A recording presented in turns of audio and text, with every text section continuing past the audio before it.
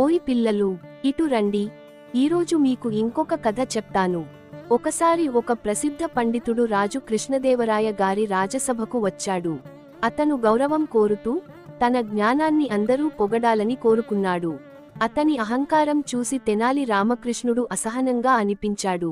రామకృష్ణుడు పండితుడికి నమస్కరించాడు. కాని వెంటనే దగ్గరలో ఉన్న ఒక గాడిదకు కూడా వందనం చేశాడు. ఆశ్చర్యపోయిన పండితుడు అడిగాడు, గాడిదకు ఎందుకు నమస్కరించావు? రామకృష్ణుడు చిరునవ్వుతో సమాధానమిచ్చాడు, నేను జ్ఞానానికి నమస్కరిస్తాను, కాని మూర్ఖత్వానికి కూడా నమస్కరిస్తాను. ఎందుకంటే రెండూ మనకు పాఠాలు నేర్పుతాయి. రాజసభలో ఉన్నవారు గట్టిగా నవ్వారు. పండితుడు తన అహంకారం వల్ల తాను మూర్ఖుడిలా కనిపిస్తున్నానని గ్రహించాడు. నీతి, జ్ఞానం విలువైనది, కాని అహంకారం ఉంటే జ్ఞానవంతుడే అయినా మూర్ఖుడిలా కనిపిస్తాడు.